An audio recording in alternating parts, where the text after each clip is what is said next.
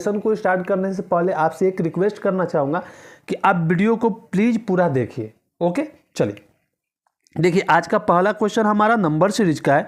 कह रहा है हमसे कि प्रश्नवाचक चिन्ह के स्थान पे क्या आएगा, ये हमें पता करना है। ओके, संख्याएं दी हुई हमें 18, 19, 28, 53 और 102। ठीक है, ऐसी ये संख्याएं हैं और इसके बाद हमारे क्वेश्चन मार्क है जो हमें पता करना है। एक बात आप याद रखिए कि जब भी संख्याएं अगर पास पास हों तो हम उनका डिफरेंस निकालते हैं। ओके, देखिए 18 से 19 एक का अंतर है, +1 का डिफरेंस है यहाँ पे।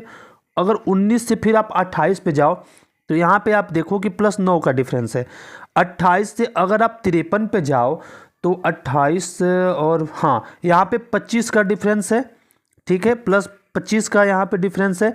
और अगर हम यहाँ से जाते हैं तो फिर देखो आप कितने का हो जाएगा। तो यहाँ पे अगर हम गए तो कितना हो गया, यहाँ पे 12 और 3 9 और 9, हाँ ये 49 का डिफरेंस है। तो एक चीज़ आप देखो, यहाँ पे 1 का डिफरेंस है, यहाँ पे 9 का डिफरेंस है, यहाँ पे 25 का डिफरेंस है और यहाँ पे कितना का डिफरेंस है, तो 49 का डिफरेंस है।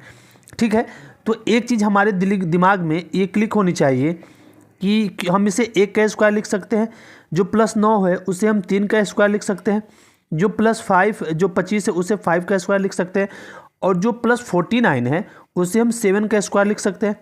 यानी क्रम देखिए, 1 का स्क्वायर, 3 का स्क्वायर, 5 का स्क्वायर, 7 का स्क्वायर, तब नेक्स्ट क्या होगा, तो नेक्स्ट होगा दोस्तों हमारा 9 का स्क्वायर। 9 का स्क्वायर कितना होता है, तो 9 का स्क्वायर हो जाता है हमारा 81 यानी कि 81। ठीक है, तो 102 में फिर अगर हम 81 को ऐड कर दें तो आप देखो कितना हो जाएगा, कितना हो गया 183, कितना हो जाएगा 183। तो हमारा राइट आंसर क्या हो जाएगा यहाँ से 183 हमारा, यानी कि ऑप्शन नंबर ए बिल्कुल करेक्ट आंसर है। ओके, ठीक है, देखिए दोस्तों एक बार फिर समझिए, जब भी संख्याएं अगर पास पास में हो तो हम उनका डिफरेंस ही पहले निकाल कर चेक करते हैं। ओके, चलिए अगला क्वेश्चन देखते हैं। नेक्स्ट क्वेश्चन हमसे पूछ रहा है कि जिस प्रकार से R.K. नारायण का संबंध जो है उपन्यास से है, उसी प्रकार R.K. लक्ष्मण का संबंध किससे है। तो R.K. नारायण का संबंध अगर उपन्यास से है तो R.K. लक्ष्मण का अगर आप संबंध देखोगे तो वो एक कार्टूनिस्ट थे। क्या थे, तो R.K. लक्ष्मण जो है एक कार्टूनिस्ट थे, यानी कि ऑप्शन नंबर डी। आप अगर बचपन में देखे होंगे तो एक सीरियल आता था, कौन सा, लापतागंज। लापतागंज जो आता था ना, वो आप उसको देखना, लिखा रहता था कि R.K. लक्ष्मण की दुनिया, तो वो एक कार्टूनिस्ट थे। तो क्या हो जाएगा, R.K. नारायण उपन्यास से संबंधित है, तो वहीं पे R.K. लक्ष्मण जो है एक कार्टूनिस्ट थे। ओके, चलिए अगला देखते हैं। अगला हमसे पूछ रहा है कि किसी कूट भाषा में पेंट का जो कोडिंग किया गया है वो 83527 और इस कोर की जो कोडिंग की गई है वो 49061 से की गई है। तो उसी कोड भाषा में रिसेंट को कैसे कोड किया जाएगा। अगर आप बात करो यहाँ पे तो देखिए PAINT पेंट को क्या कोड दिया गया है 83527 और इस कोर को कोड दिया गया है 49061। तो आप रिसेंट को पहले यहाँ पे रिसेंट को हम लोग एक बार लिख लेते हैं, फिर आप समझिए इसको कैसे हो रहा है। आप देखो P के लिए कोड क्या है, A के लिए कोड क्या है। अगर आप यहाँ पे सोचोगे कि ये नंबर जो है अल्फ़ाबेट से, ये होता है ना दिमाग में कि कहीं अल्फ़ाबेट वाले नंबर तो नहीं है, नहीं दोस्तों देखिए अल्फ़ाबेट वाले नंबर ये नहीं है। क्योंकि आप देखो अगर A की बात करो तो A की जगह पे 3 दिया हुआ है। अगर अल्फ़ाबेट नंबर दिया होता तो एक जगह पर 1 दिया होता, अगर अपोजिट करके भी दिया होता तो 26 दिया होता। यानी कि ये जितने लेटर है ना उनके लिए एक सिंगल डिजिट का कोड जो है यहाँ पे दिया गया है। ओके, तो चलिए फिर तो ये और सिंपल हो गया, तो इसे सॉल्व कर लेते हैं।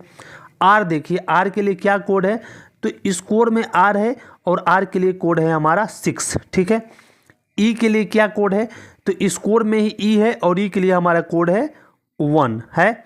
अच्छा, C के लिए क्या कोड है, तो C के लिए जो भी कोड है इस कोड में ही है। C के लिए दूसरा नंबर पे कोड है, तो दूसरे नंबर पे है हमारा 9। E के लिए अभी हमने लिखा 1। अगर N की बात करें तो एन के लिए कोड पेंट में है और लास्ट से दूसरा है और वो भी दूसरा नंबर। ओके, और टी की बात करें तो पेंट में ही लास्ट वाला जो डिजिट है वो है 7, यानी कि हमारा कोड क्या हो गया 619127, 619127, यानी कि कुल मिलाकर ऑप्शन नंबर जो है हमारा वो डी यहाँ से बिल्कुल करेक्ट है।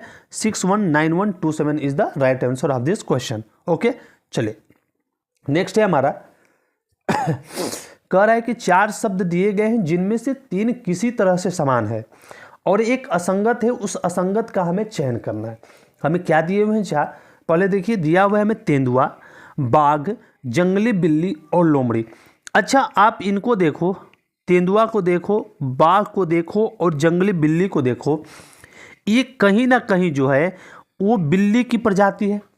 एक जो बाघ है, तेंदुआ है और जंगली बिल्ली है ना, ये बिल्ली की ही प्रजातियाँ हैं। जबकि जो लोमड़ी है हमारी, जो लोमड़ी है ना, वो जो जंगली कुत्ते होते हैं, कौन, जो जंगली डॉग होते हैं ना, वो जंगली कुत्तों की प्रजाति होती है। कौन, तो जंगली कुत्तों की प्रजाति है हमारी लोमड़ी। कौन है, तो जंगली कुत्तों की प्रजाति में लोमड़ी आ जाती है। और जो तेंदुआ है, बाघ है और जंगली बिल्ली है, वो बिल्ली की प्रजाति में आती है। यानी कि ये 3 जो हैं वो जंगली बिल्ली की प्रजाति में है। बचा एक हमारे लोमड़ी, तो ये लोमड़ी जो है चतुर लोमड़ी, ये डॉग की प्रजाति के, यानी यहाँ से असंगत में ऑप्शन नंबर डी बिल्कुल करेक्ट हो जाएगा। ओके, नेक्स्ट क्वेश्चन देखते हैं। नेक्स्ट क्वेश्चन है हमसे कि नीचे दिए गए पैटर्न का ध्यानपूर्वक अध्ययन करें और उस संख्या का चयन करें जो तीसरी आकृति में प्रश्नवाचक चिन्ह के स्थान पर आ सकते हैं।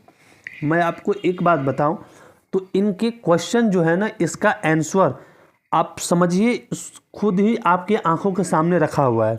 कैसे, समझ लीजिए।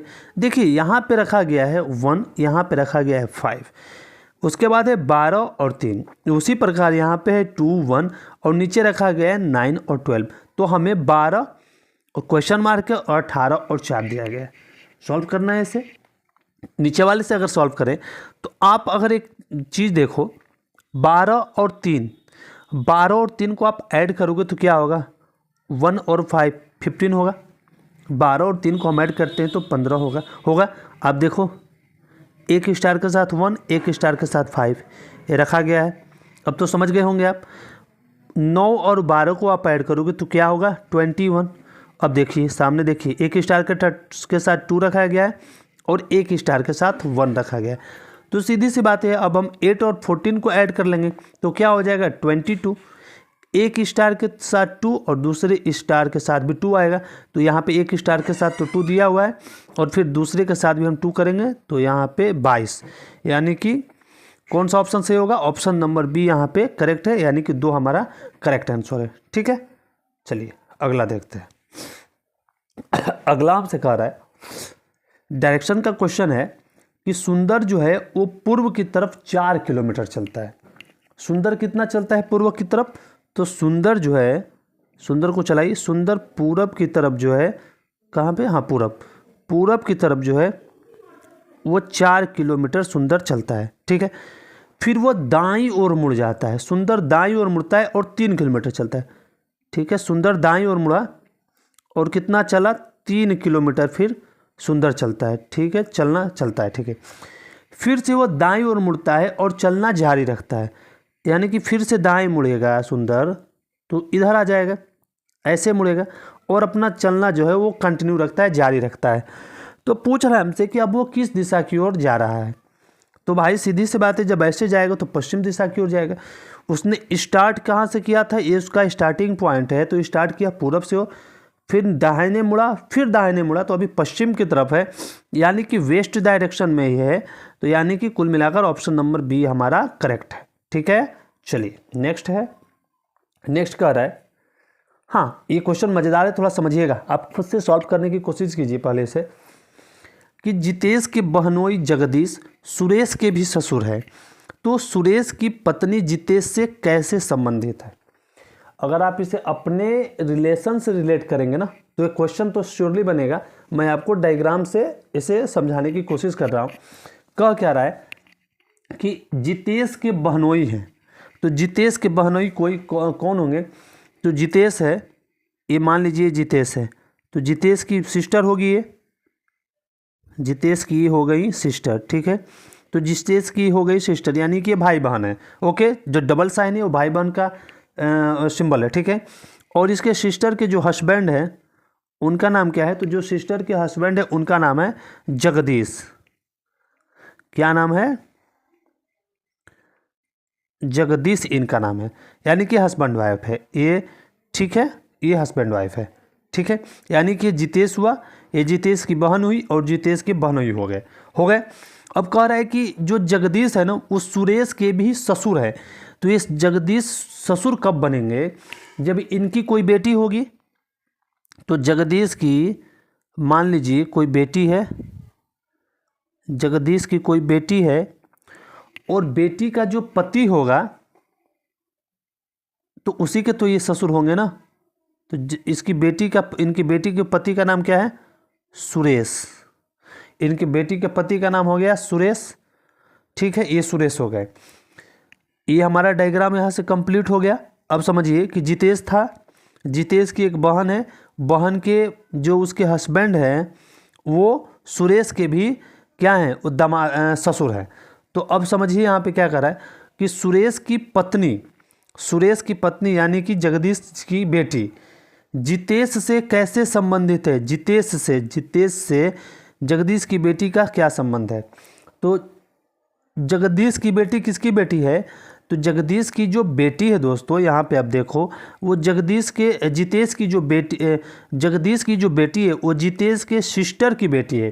तो जब सिस्टर की बेटी होगी तो क्या होगी? वो भांजी होगी।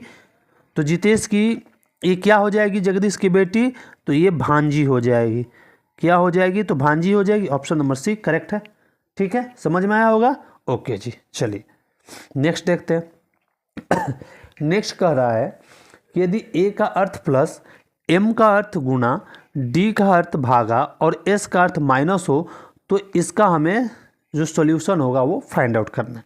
कर लेते हैं, क्या दिक्कत है। 30 है, डी का अर्थ क्या है? भागा है 2, उसके बाद ए है, ए का अर्थ है प्लस, उसके बाद है 3, एम का अर्थ क्या है? तो एम का अर्थ है गुना, कितना? 6, और बचा एस, तो एस का अर्थ है माइनस, लास्ट में बच गया 5। सॉल्व कीजिए, अगर 2 से इसको डिवाइड कीजिए तो कितना हो जाएगा? 15। ओके जी, ये वाला हिस्सा हो गया।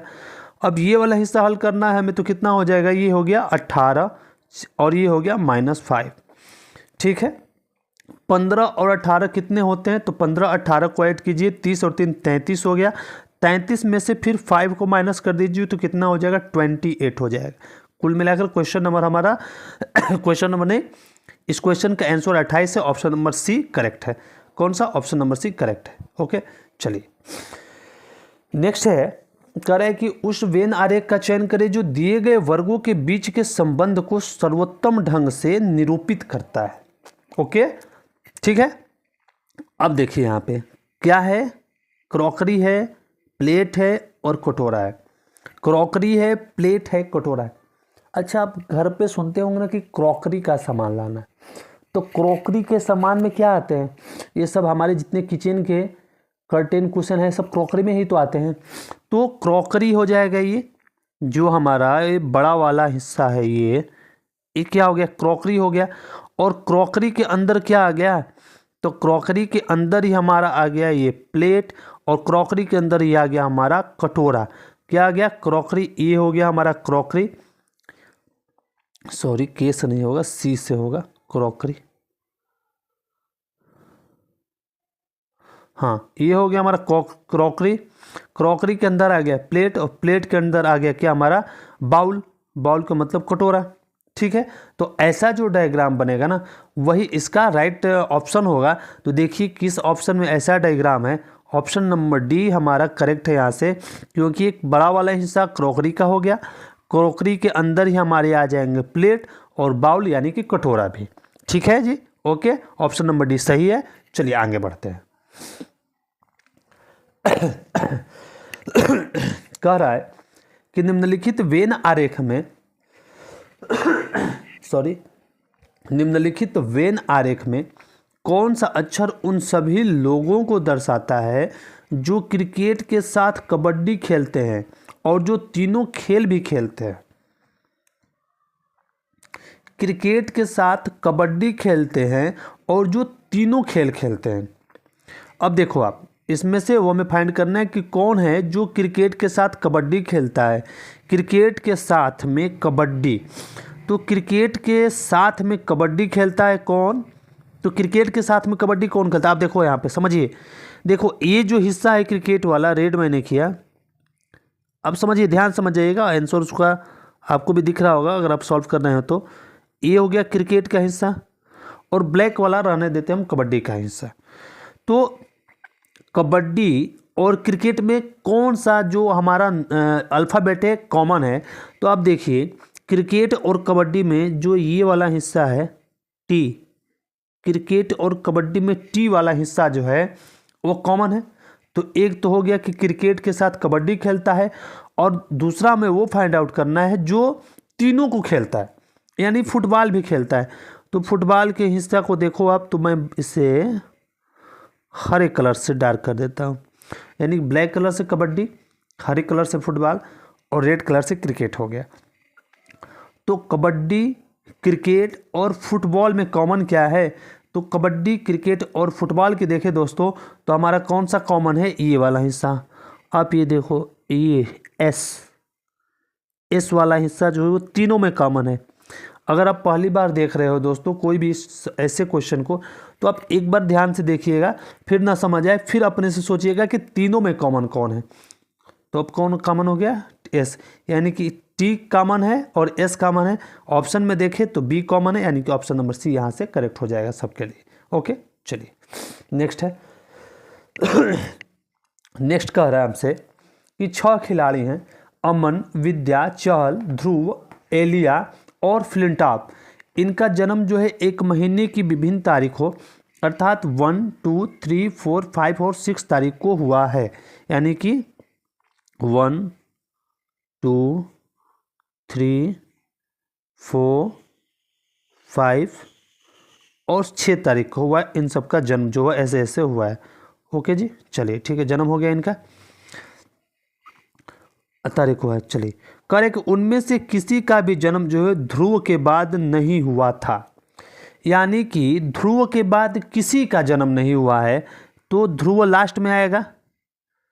ध्रुव के बाद किसी का जन्म नहीं हुआ है, ठीक है। कह रहा है कि जिसका ध्रुव के बाद किसी का जन्म नहीं हुआ था, जिसका जन्म एलिया के ठीक बाद वाली तारीख हुआ था। अब देखिए कह रहा है कि ध्रुव के बाद किसी का जन्म नहीं हुआ है, लेकिन ध्रुव का जो जन्म है ना वो एलिया के ठीक बाद वाली तारीख को हुआ था। तो इसके ऊपर ही आ जाएगी एलिया, क्योंकि इसके ठीक बाद कह रहा है, एलिया के ठीक बाद, तो एलिया के ठीक बाद आ गया ध्रुव। अच्छा, ये भी हो गया हमारा। अब है कह रहा है कि अमन से पहले केवल 3 खिलाड़ियों का जन्म हुआ था। अमन से पहले 3, तो नीचे तो अमन आएगा नहीं, तो अमन को अगर हम यहाँ पे लिखें, आप देखो अगर आप अमन को यहाँ पे लिखो तो 3, उसके ऊपर 3, 1, 2, 3 खिलाड़ियों का जन्म हुआ था, ठीक है जी। कह रहा है कि चहल और एलिया के बीच केवल 2 खिलाड़ियों का जन्म हुआ था। किसके बीच? एलिया और चहल के बीच। तो 1 और 2 यहाँ पे हो जाएगा चहल, ठीक है। एलिया और चहल के बीच केवल 2 खिलाड़ियों का जन्म हुआ था। अब कह रहा है कि विद्या का जन्म जो है वो चहल के बाद नहीं हुआ है। विद्या का जो जन्म है चहल के बाद नहीं, यानी विद्या जब यहाँ पे नहीं होगी तो विद्या पहले नंबर पे हो जाएगी, ठीक है। और बचा हमारा एक 3 नंबर वाला, तो क्या छूटा है हमसे? अमन हो गया, विद्या हो गया, चहल हो गया, चहल हो गया, अमन, विद्या, चहल, ध्रुव, फ्लिंटॉफ। कौन? फ्लिंटॉफ। कौन बच गया हमारा? फ्लिंटॉफ बच गया। तो फ्लिंटॉफ का जन्म जो है वो 3 तारीख को हुआ है। तो हमसे पूछ क्या रहा है? देखिए 1 से 6 तक कहा था, लेकिन इसमें ये नहीं कहा है, समझिएगा, इसमें ये नहीं कहा है कि ज़रूरी नहीं है कि इसी क्रम में हो। तो हमने 1 से 6 तक लगातार इसे लिखा है, ठीक है। तो सिंपल सा है, ओके। तो पूछ रहा है हमसे, क्या पूछ रहा है कि क्या पूछा है कि इसमें से किसका जन्म 3 तारीख को हुआ है। 3 तारीख को फ्लिंटॉफ का जन्म हुआ। किसका? एंड्रू फ्लिंटॉफ का जन्म हुआ है 3 को। ऑप्शन नंबर बी में टिक कीजिए और बल्ला घुमा के आगे निकल जाइए। नेक्स्ट है हमसे पूछा है कि सभी कबूतर फांकते हैं। फांकते हैं, अच्छा, जितने भी कबूतर हैं, कौन, जितने भी कबूतर हैं वो क्या हैं, फाख्ते हैं। फाख्ते क्या होता है भाई, सभी कबूतर जो है फाख्ते हैं, और सभी फाख्ते क्या है, सभी फाख्ते जो है वो मैना है। क्या है, सभी फाख्ते जो है वो मैना है। अगर किसी को फाख्ते क्या होता है पता हो तो कमेंट जरूर कीजिएगा कि सभी फाख्ते जो है वो मैना है। देखिए डायग्राम हमारा बन गया है कि सभी कबूतर फाख्ते हैं और सभी फाख्ते जो है वो मैना है।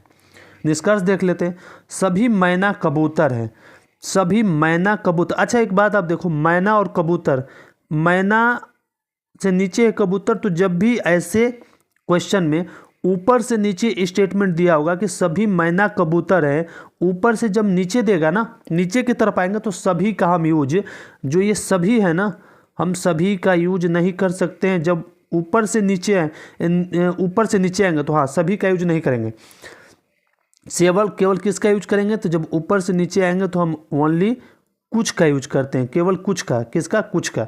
तो क्या हो जाएगा, सभी कबूतर मैना है, गलत है जी। करें सभी कबूतर मैना है, सभी कबूतर मैना है। अब देखिए जब नीचे से ऊपर जाएंगे तो हम सभी का भी यूज करेंगे और कुछ का भी यूज करेंगे, ठीक है। तो सभी कबूतर मैना ये सही है, यानी कि सिर्फ ऑप्शन नंबर 2 पालन करता है। निष्कर्ष ऑप्शन नंबर ए सही है, ठीक है। अगला है कि रेस्टोरेंट एक्स ने पिछले महीने में बर्गर की तुलना में अधिक पिज्ज़ा बेचा है। कोई रेस्टोरेंट है, उसने पिछले महीने में बर्गर की तुलना में अधिक पिज्ज़ा बेचा, यानी कि पिज्जे की बिक्री पिछले महीने ज़्यादा हुई, ठीक है। निष्कर्ष क्या निकलता है इससे, कह रहे कि पिज्ज़ा बर्गर से बेहतर होते हैं। जो ये कथन कह रहा है उसमें इसने कोई ऐसा शब्द लिखा है क्या कि पिज्ज़ा बर्गर से बेहतर होता है, उसने कंपैरिजन की है क्या, नहीं। उसने सिर्फ ये कहा मंथ के इनकम का कंपैरिजन है, न कि प्रोडक्ट के बीच का कंपैरिजन, तो ये गलत हुआ, ठीक है। अब देखिए कह रहा है कि रेस्टोरेंट एक्स में बर्गर की तुलना में पिज्ज़ा खरीदारों के बीच अधिक लोकप्रिय प्रतीत होता है। बर्गर की तुलना में जो पिज्ज़ा जो है वो खरीदारों के बीच अधिक लोकप्रिय प्रतीत होता है। हाँ ये चीज़ हो सकता है कि अगर पिज्जे की बिक्री बढ़ी है, अगर पिछले महीने में पिज्जे की बिक्री बढ़ी है तो हो सकता है कि उस रेस्टोरेंट का पिज्ज़ा जो है बर्गर से बेहतर होगा, तभी लोग न ज़्यादा पिज्ज़ा खरीदे हैं। तो ये सही है, ये हो सकता है। तो कुल मिलाकर जो निष्कर्ष 2 है ये हमारा यहाँ पे सटीक बैठता है। तो ऑप्शन की बात करें तो ऑप्शन नंबर डी जो है वो केवल निष्कर्ष 2 जो है वो पालन करता है। ओके चलिए अगला क्वेश्चन जो है हमारा डाइस का है। कह रहा है कि नीचे एक पासे की 2 स्थितियां दर्शाई गई हैं, आर दर्शाने वाले फलक के विपरीत फलक पर कौन सा अक्षर आएगा, यानी कि आर के अपोजिट क्या आएगा वो हमें फाइंड आउट करना है। तो पहले हम क्या करते हैं, पहले दोस्तों हम यहाँ पे जो कॉमन है ना उसको ढूंढते हैं। कॉमन क्या है, ए है, इसमें भी कॉमन ए है, तो ए कॉमन हो गया। तो जो कॉमन होता है ना उसके क्लॉकवाइज आप घुमा, यहाँ से क्लॉकवाइज घुमाया तो आया पी, ठीक है, और इसके क्लॉकवाइज घुमाया तो आया आर, ठीक है। चलो तो पहले ही मिल गया।